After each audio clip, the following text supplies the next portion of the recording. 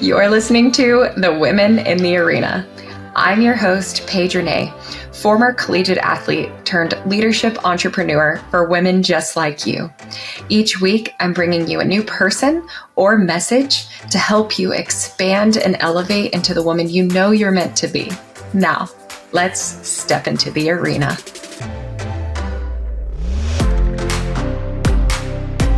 Hey, you guys, welcome back inside the Women in the Arena podcast. I'm really excited to bring you our guest today. We have Rachel Burr. She's an executive coach and leadership consultant, but moreover, what you need to know is that she's a people expert with over 20 years of experience in the industry, and she's the founder of Catamentum Leadership Coaching. So, Rachel, thank you so much for being here. Thank you so much, Paige. I really appreciate the invite. So, you guys, normally, we would start with, okay, tell me your background, because one, selfishly, I'm dying to get into that. But first, I want to know, when it comes to leaders, you talk a lot about people strategy and people being the sticking point for leaders and organizations. So what are some of the challenges that you typically see? Like, let's rip the Band-Aid off. I love that. I think if I have to bucket it into maybe three areas, just because I find that as human beings, we like buckets. So one, a lot of times I work with leaders who are stepping up into this next leadership role. It's usually broader. It's more abstract gray, I would say. So a couple of things that are challenging. They now go from someone giving them the vision to them having to create it and get out of the weeds with their people, from being the doers or even the managers to really being leaders. And that is such a struggle, understanding how you can support and navigate influence without just getting in and doing it yourself. It's incredibly hard. Second, some of these leaders, they just need what I call a thought partner. Other people probably have a better name for it, but I call it unpacking. They need somebody outside their organization should just be able to talk through people strategy, some of the challenges they're having. They obviously have really good people internally as well, HR, talent development, all great. And sometimes it just helps to have somebody outside that can really hold the space just for you. And it's confidential, so they can tell me all sorts of stuff and they know it'll be safe. The last group, which honestly is really my favorite, you've got people leaders who are really good at the business. They're really good at their function, but they just take out the word I want to use in the middle of that. They're really not good at the people stuff. And it's not that they're not good people. It's not that they don't want to be good leaders. It's just that they don't really understand how to navigate that. They're used to a lot of times metrics that are really quantifiable. They're easy to measure, and we're just not. So those are really a lot of times the clients that I come into and support them. And really it's exponentially impactful then, because it helps them, but really it helps their teams. It helps their businesses. And it's just super rewarding. You're saying that those three buckets are essentially people that are moving into positions where, aside from like the execution and the doing, they're now creating the strategy. So they're more in that strategic visionary position. And then you're saying second bucket is just the thought, like having a thought partner to bounce ideas off of, because a lot of times you aren't working maybe as cohesively or closely as your teammates in an elevated position. And then the third bucket would be the people stuff is really challenging. Is that right? Yeah. And the people stuff is really challenging. I hear a lot, or I even see on LinkedIn, they're like, well, leaders need to do this for their people and managers need to do this for their people. And it's like, yeah. And by the way, leaders and managers are people too. And they have their own struggles. Most of them are not out there trying to be jerks or trying to fail. It's hard. And one of the things too is, I know it's trite, but I always say it's trite because it's true. It is lonely at the top, which is why I think they really appreciate me sometimes, because as a leader, you may have something you need to work through. It's not ready to talk through to maybe your leader, or definitely not the board if you're the CEO. It's not something you want to talk with your team about. It's just not appropriate. And a lot of times, best intention, our peers, people around us, they want to give advice. They want to jump in and just tell you what to do. And that's not really what you're looking for. It's about how do you, again, I keep using the word unpack, but I love it. How do you really unpack your head and help them kind of like, if you think about having this really great suitcase, which I just traveled this weekend. So it's very fresh in my mind. You've got all this great stuff in there, but you really have to unpack it, take it out, take a look at it and figure out what it is you want to do, what it is you want to use now, what do you want to put on, and then being able to make better decisions for you. And that's when I go to that authentic leadership. So who you are at your core and how you want to show up. That's good. Yeah, that authentic leadership can be tough because a lot of times you're getting, stimulation from the environment, from the people around you, from how things are used to being done. And I've heard one time somebody say that old thoughts or old ways of doing things, old ideas are your biggest liability. So let's say I'm somebody who's stepping into a new position, I'm inheriting a new team where there's projects that are already being worked on, and I'm put in this leadership role with a new team with an already established operating procedure and projects. What's my first step? How do I create trust with that team? What do I do as a leader to really integrate into that new environment? Yep. And I think trust, what you just said, that is fundamentally key. First and foremost, listen, step in.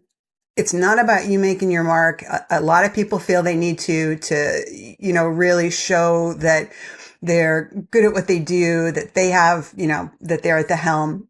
Listen, go into the business, understand, talk to the people, understand the parts of the business that you don't understand, because it's rare that we walk into a job and we already know all of it. One might argue that if we're walking into a job and we already know all of it, why are we there? We're not learning. We're not growing. So go in, listen, talk to people, and listen to understand, and, to really be understood. I love that Stephen Covey quote, look first to understand and then to be understood. Don't make big decisions right away. A lot of times people do feel a lot of pressure. And obviously I can't speak to all situations they might find themselves in. But as a leader, one of the things that's important is it's not about always saying yes. It's about taking on that pressure and being able to a lot of times protect your teams from a lot of what comes down, and being able to translate what comes down into a vision, a strategy, and an execution that they can work on. But if you don't understand them, you don't understand the culture, you don't understand the work, you can't do any of that effectively. So first and foremost, listen.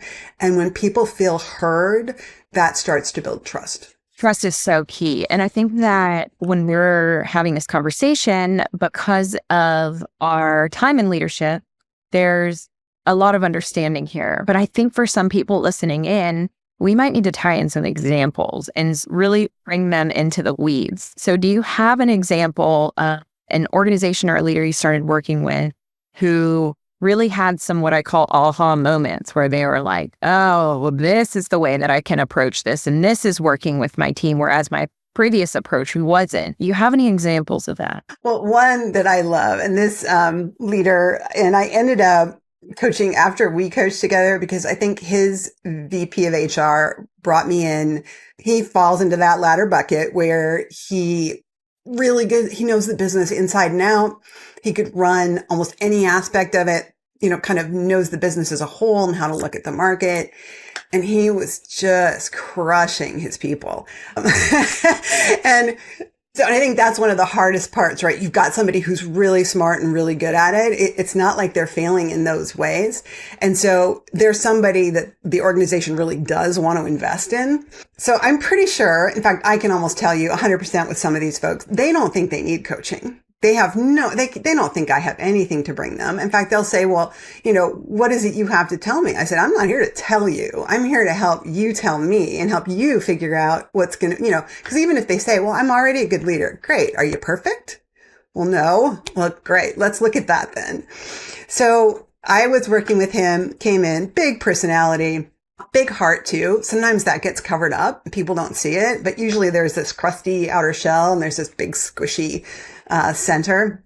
We started looking at, there's a great book called Leadership is Language, and I'm not going to remember the author right now, but really taking it down into the black and white, which is how he thinks. He was very clear with me up front. He's like, I don't get nuance. You're going to have to bash me over the head with a 2x4. And I'm like, oh, I can do that. Yeah. And, speaking his language.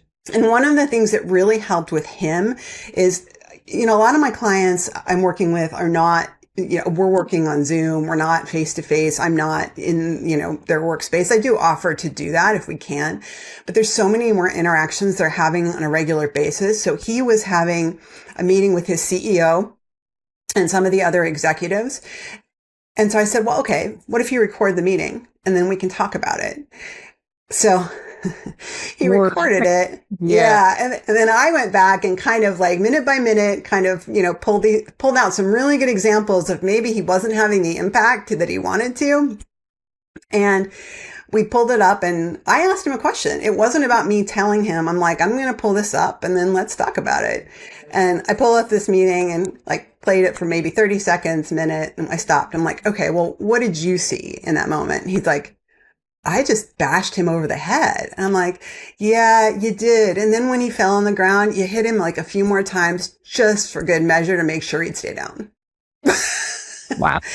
And that was really the beginning. It was, listening to his language, not trying to force because I love the gray. I love the people part. I'm very comfortable with the ambiguity and even the chaos.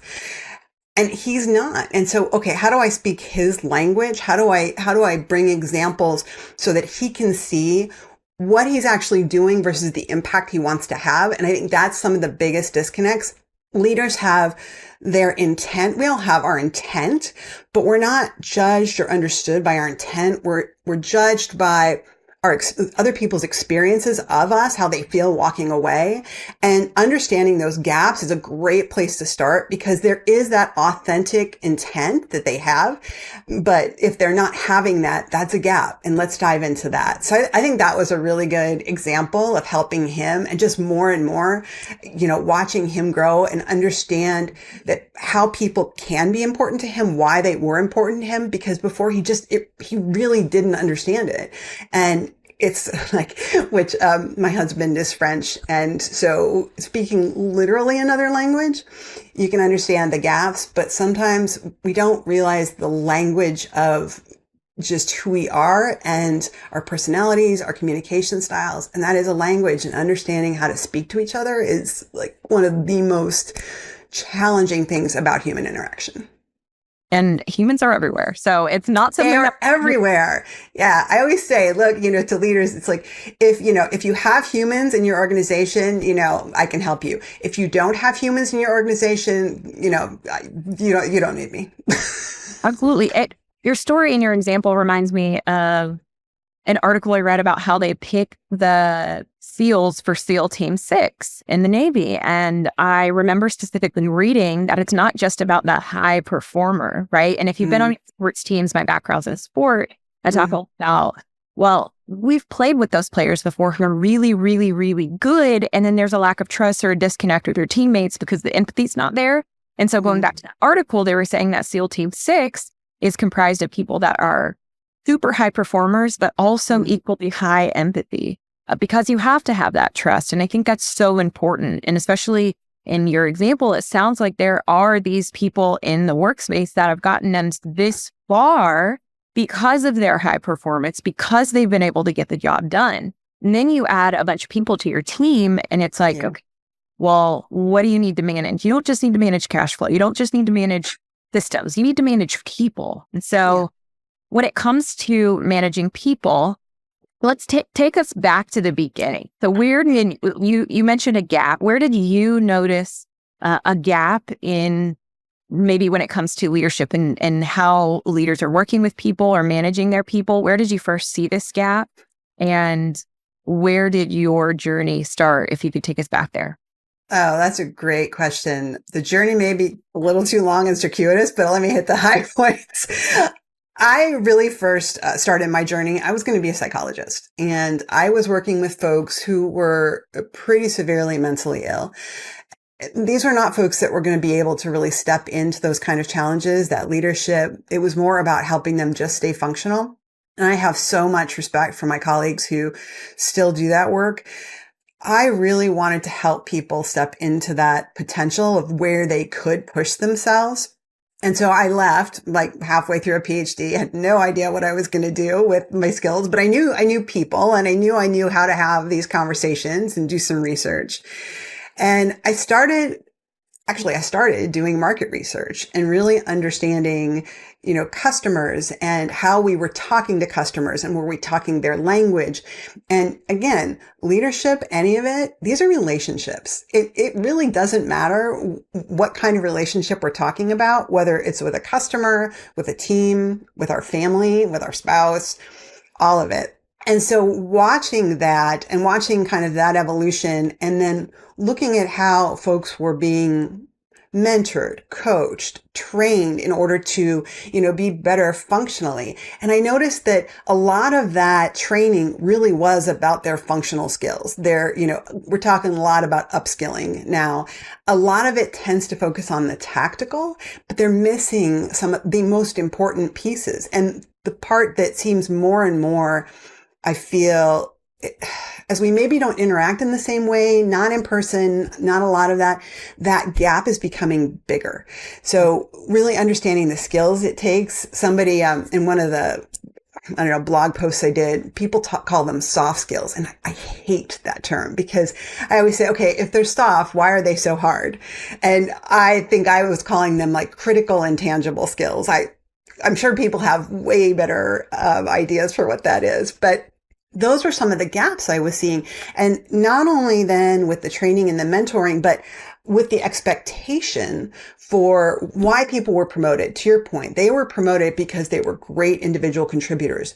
That does not make you a great leader. It doesn't mean you can't be a great leader, but too often we promote people because they're good at what they do individually, and we don't really look at how they are in those people relationships. And so we end up with people that have much bigger gaps in the people part of it as leaders than they have gaps functionally. And so I would say I've just watched this evolution of, taking maybe small interpersonal gaps that I was seeing and watching it grow. And yet it's still the same fundamental communications, interactions, trust, having productive conflict, all of it. It just, as we go into leadership, the impact is exponentially larger, bigger, and dire seems like a really bad word, but let's call it like critical. You guys, when I first started my entrepreneurial journey, I had very few examples of women in leadership positions. And sometimes when I shared what I was building with my friends or with my coworkers at the time, they just didn't really get it. Even when I wanted to create some new goals and talk about those ambitions, I didn't feel like I had a community of women to share that with, which is why I found an online community of other multi-passionate, like-minded women. If you can relate, join us in our Rise Facebook community, where you get free weekly coaching, a network of amazing women who are also in the arena, and you're the first to know about the latest offers. Women leaders rise together. See you inside our Rise Facebook community. You can find the link in the show notes. If somebody is in a position where they're listening to this, or they're meeting you and learning from you for the first time, or hearing this information for the first time, and they're thinking, wow, I'd really like to sharpen my people skills and really good at my job and really crafty at what I do, and I need to sharpen my people skills or emotional intelligence, or soft skills, whatever you want to call it, what can they be doing now? What are some action items that someone can walk away with that they can say, okay, I'm actively working on this right now where I'm at to set me up for where I want to go? I'll go back to that listening part. Let's start there. Because one, communication is two-way, and you can't control what the other person's going to do, but you can start with yourself. So basically, one, mindset. Go into a conversation with the intent to really understand and listen in that way. Too often we listen to respond rather than understand. We listen just kind of waiting for the person to stop talking so that we can tell them why we're right or what we have to say. So one, go in with the mindset of listening to understand. Then there are just a few key questions to practice, or even statements. Things like, when someone's talking, help me understand. If your initial response, watch your own physical response. If you get triggered, you can see sometimes somebody's chest gets tight, or you feel like you just got irritated by what someone says. First of all, breathe, get some oxygen to your brain, right? And okay, help me understand. So we're talking really open-ended stuff. we'll see where the person takes us, or tell me more about that. Two very easy things to practice. And then you'll hear a lot about the questions rather than asking why questions, which are very, not only are they yes, no, well, kind of a yes, no, they can be very, they're quite defensive, right? They can put somebody. They're defensive. Yeah, we get defensive. And for a lot of, and part of it is how you ask it. Like if I were to ask you, well, why did you choose to do that? As opposed to, well, why would you do that? Which translates into, are you stupid? So tone is a lot of it. We hear that, 25% of how we communicate are words. And the rest is body language, tone, facial. And that's why, text, email, that's a whole nother conversation of why that's not good. So, all right. So we've got a couple of statements. Tell me more, help me understand, and then turning it into a what or a how question. And one of the what questions I find really helpful is what's important to you about that. So you're really trying to get into them because again, a lot of times what happens is we may be on the same page. I'm pulling my hands up here. We may be on the same page of what we think the root problem is, but maybe I've come to this solution and you come to this solution and we butt heads at the solution. And so the idea is to get back down to understanding the root. And when we ask these kind of questions or, engage people in this way, we're much more likely to get back down to that root and find common ground to maybe come up with even a better solution than what we've come up to. So I would say one, mindset, check your mindset and know that when we're emotionally triggered, that is going to be really hard to stay in that like calm, focused space. So just know that going in, breathe. Statements like be prepared to say, help me understand. Tell me more about that and what and how questions as opposed to why and not yes, no questions.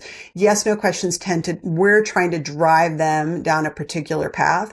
So what's important to you about that? Or how did you come to that conclusion or something like that? And again, even with tone, those things can create defensiveness. So in your tone, nothing you say should basically be able to translate as, are you stupid?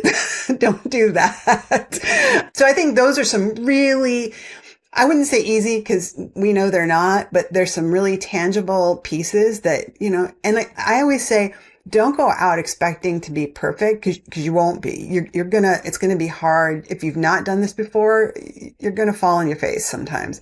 Think about it as an experiment. Just go out and try it out and see what happens. I love the idea of experimentation because I think automatically when you use the word experiment, you think, oh, okay, we're figuring it out and there doesn't have to be a solution right away. Mm-hmm. And I think those two steps takeaways are so important. And I feel very called out in this conversation, if I'm being honest, because I know that there was a time where I was working before I went into entrepreneurship and full-time in business. I was working with an organization and I would not like to have small talk. I would want to keep moving because my job was to perform, right? And I'm a high performer. And so I would really want to get to the core of what we were doing. And so I would ask a lot of those why questions with the thought that, okay, we're going to get to solve this problem quickly, right? So I'm running on autopilot, super focused, thinking, okay, why are we doing this? What do we need to do next? All of those things, not realizing that the perception could be, do you think I'm an idiot? Or why are you trying to mansplain something? I mean, I literally was having a conversation with my husband last night and he went to brush his teeth and then he comes back in the room and literally, I'm outing myself so bad on this podcast. ChatGPT, I said, here's what I just did. How can I respond in a way that doesn't create defensive energy? Shout out to ChatGPT. I don't think there's anything wrong. And so it really helped me frame my language. So sometimes the intent is not what's perceived by somebody on the other side of you, but I'm sure you're very well versed in this, but I think it's interesting that intelligence from a leader isn't understanding yourself. It's understanding what it's like to be on the other side of a conversation with you. And even though I feel like I've practiced this a lot, it just came up last night. And so your advice to keep experimenting is so helpful. And then, use resources that you have available to you. Yeah, and have people around you that'll actually tell you the truth. because as leaders, I work with leaders a lot that they've grown up, they've kind of moved up in the ranks, and they believe the people around them still see them like the person on the floor, the person, who's down and, pulling their, sleeves up. And they do see themselves that way, but the people around them don't. Best intentions. And, in the US, our hierarchies are flatter than a lot of cultures, but there is a hierarchy. We are set up in our brains to work that way. And so by thinking that everybody's already telling you everything, as opposed to that people naturally start to edit themselves as you move up, we're setting ourselves up for the emperor has no clothes kind of thing. And it is really important to have people around you that will, tell you when you're really off course. I have so many analogies to say, and none of them seem like I can use words like that on a podcast. I need to know what the emperor has no clothes means. I actually don't know. Oh, no? Oh, nope. Okay, great. Oh, it's a children's story. And essentially what happens is, there's this emperor and this tailor comes to town that is, supposedly creates all these beautiful clothes. And what happens is he creates these clothes and he holds something up. Well, there's nothing there. There's nothing that he's created. But the emperor doesn't want to look stupid. So he says, oh, that's beautiful. And so he asks the people around him for, their take. And again, they don't want to look stupid and they don't want the emperor to think, that they don't know, so they also confirm that that's beautiful. And it gets to the point where at the end, he's got on this, his new clothes, which is nothing. And he ends up going and walking down in a parade, with his people outside the castle, and he is naked. And it takes the wisdom of a very small child who's not editing himself to just cry out and say, he has no clothes on. Okay, that's brilliant. And that's such a good... I'm remembering it now very vaguely, but it's such a good lesson about curiosity too.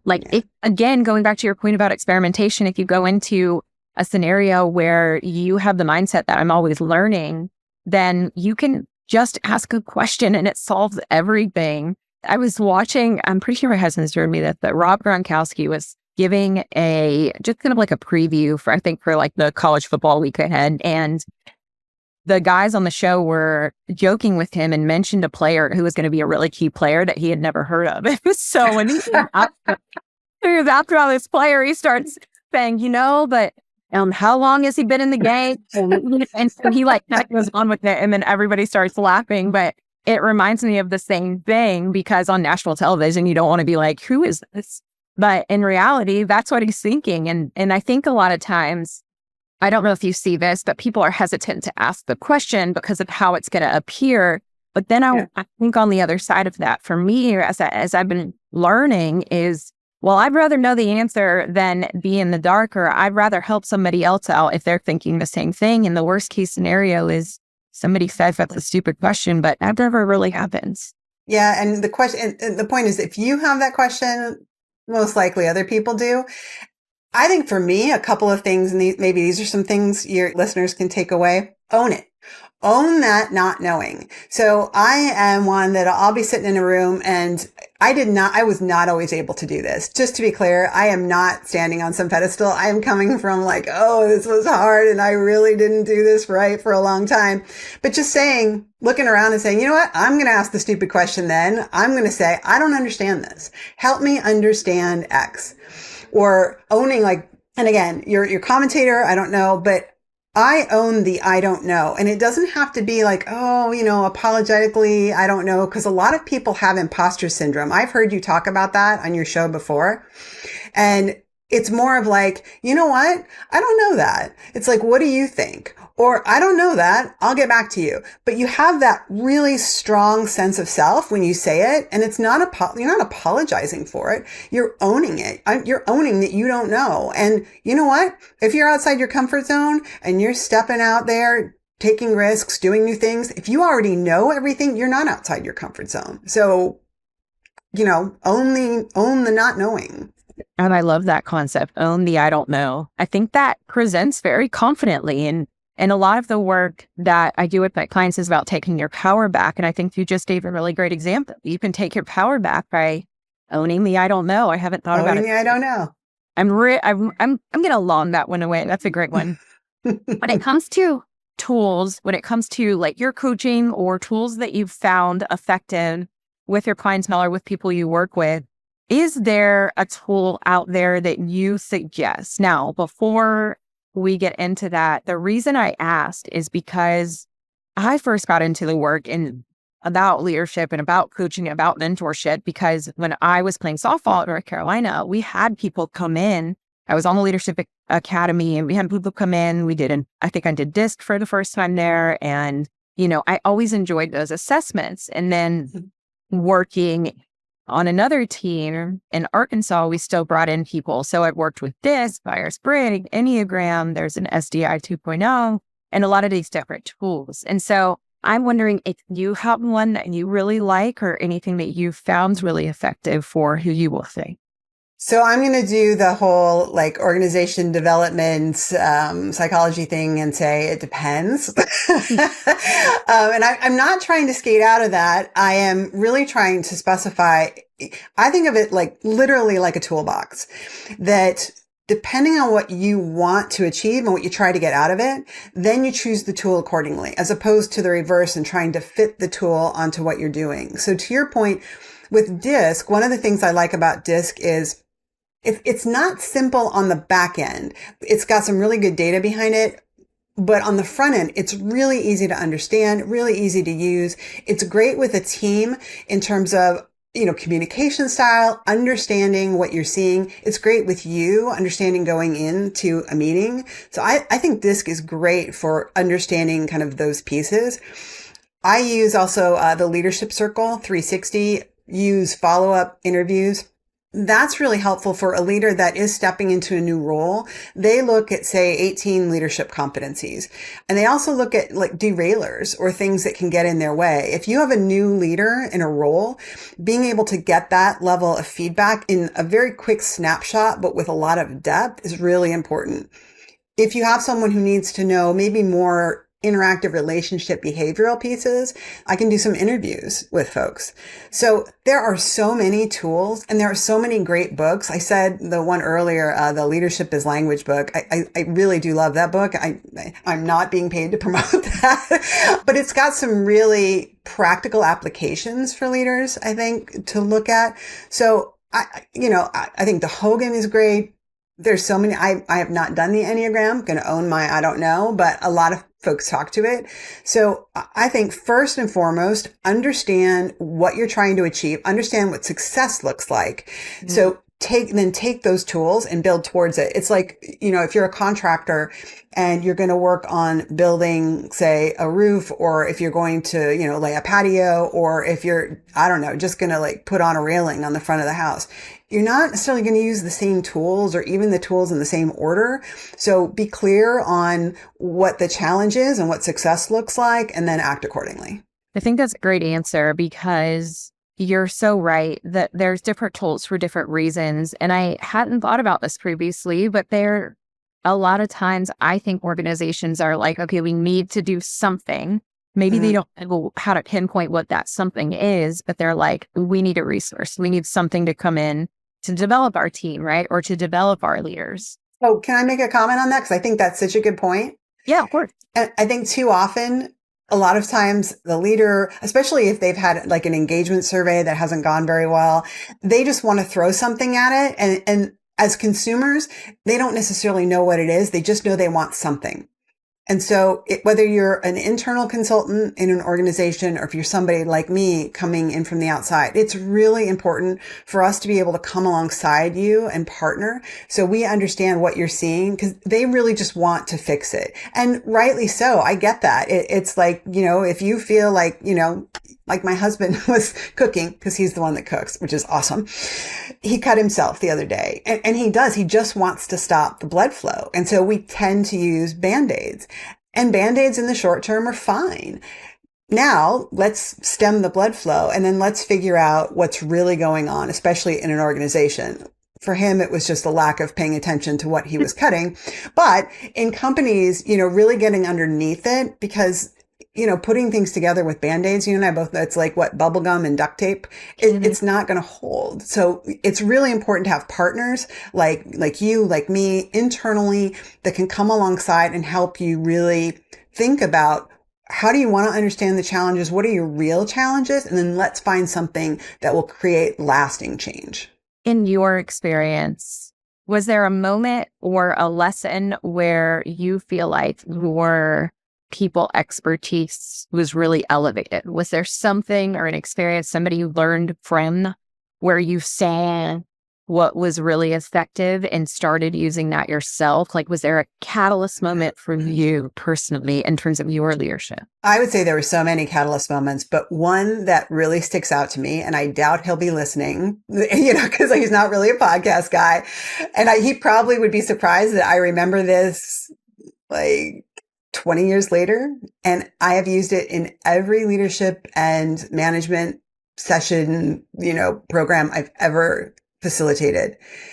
He and I sat down, and I was in a market research role. I was a market research analyst or something to that effect. And we were doing our annual review, and he sat down. He was so excited. And he's like, okay, do you want to be like a director of strategic marketing? What's the next step? Do you want to be a director of strategic marketing? And I said, no, not really. And I think it surprised him. It almost surprised me that I'd said it. And he's like, okay, well, what do you want to do? And I'm like, I want to do organization development. And he's like, great. What is that? And for me, in that moment, what he showed me is, as a leader, we don't have to understand what it is our people always want in terms of growing and developing. We just have to be willing to jump in and come alongside them. Mm-hmm. And as a result, he put my name in the hat for some, job that could get me closer to it. He's like, we don't have those roles right now, but if you go here, that will get you closer to what you want. And he had that visibility across the organization, and he helped me get there. And I thought, that is what a really good leader does. That's what he cares. And he's willing to say back, I don't know. And I think that's so important. And then if I can have more than one, that actually led to the next leader that I worked for. And two things he said that I will never forget. One, if you're always agreeing with me, what am I paying you for? Really? And the other is hire people who intimidate you. Not physically, obviously, but intimidate you, who you think could take your job. Because ultimately, if you want to grow, they need to be able to do that. You need to have a successor in place in order for you to be promoted, not only because you need to leave the team intact, but if you want to stay in that organization. A lot of times, if the folks above you don't see that you have a bench, they won't promote you. And so as a leader, you have to be strong enough to hire strong people. Wow. I am just in awe with hire people who intimidate you, because that is not your natural inclination. And I even think beyond work, I'm in a stage where I am looking to connect with other like-minded people in my area.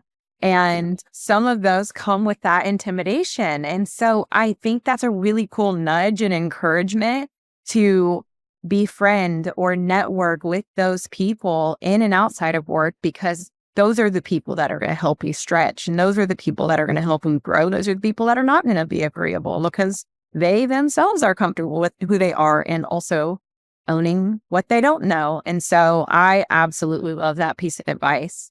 What is on the horizon for Catamentum Coaching? Where are you going? What's coming up next? What are you excited about? Well, I love my one-on-one leadership coaching always. And starting in January, I will be a published author. So I am going to be bringing my book. It's called Butterfly Goo, The Down and Dirty Truth of Transformation. And it looks at not only leaders, but just at all of us. My goal with this is it actually turned into more, I started out thinking it'd be a self-help book, but really it turned out more into a memoir and my own journey with some little takeaways and, tips and exercises if you want to use them at the end. But I think for me, and we were talking about, I think, in one of your podcasts, you talk about change and transformation as being sticky and hard. And I think too often, and the reason I use the butterfly analogy is I've always resonated with that, not because butterflies are just pretty and beautiful, which they are, but because that masks a lot of the difficulty and the goo that the caterpillar has to go through to get to be a butterfly. So helping people, and again, I'm owning your mistakes kind of thing, or owning your I don't know. I am out there. I want to be vulnerable. I want to talk about the challenges I had in my own journey and the wins, because there were, because I want people to understand what it is they're seeing when they come and then when they kind of end up in this swamp and they feel stuck and they don't know where to go. It doesn't mean that they can't get unstuck. It doesn't mean even that they're on the wrong path. It's more about like, okay, this is what Rachel told me would happen. And then talking about some tools and other things to get you unstuck. And my goal is that if we understand what transformation is, what's required, and we have some tools to actually move forward, it makes it more accessible and therefore more achievable. Ooh, butterfly goo. That sounds awesome. Butterfly goo. Sounds really incredible. I can't wait to check it out. How can people find you when they're like, oh my gosh, I need more of this information? Where do you want them to go? Well, I have my website, which is catamentum.com. I'm on LinkedIn, so you'll find me there. And eventually you'll find my book out on butterflygoobook.com. So any and all of those places are a great way to connect. Amazing. We'll have those in the show notes to you guys, so you'll be able to access that. Now, Rachel, I have to ask you one more question, which is a question I ask all of our guests on the Women in the Arena podcast. For you, what does it mean to be a woman in the arena? And I love that question because I've heard you ask it with other people. For me, it is really just every day finding that intersection of what excites and what scares me and going towards that. So understanding that I am going to be in the goo sometimes, not always, but I am going to be in that, and making sure that I'm continuing to push myself to get to those places, so that for me, one of my biggest fears is staying stagnant. And it doesn't mean I have to get to the next title. It doesn't mean I have to get to the next, the next amount of money, all those things, may be great. But it's like, what is growth for me? And making sure I'm always jumping into that next slog, but also that next opportunity to get to what really excites me. All right, you guys heard it here. Go find the intersection of fear and excitement and step into that for yourselves. Rachel, I can't thank you enough. I took away tons of nuggets. I hope everyone listening did too. And I can't wait to look for butterfly goo. Thank you so much for being here. Thank you so much for having me.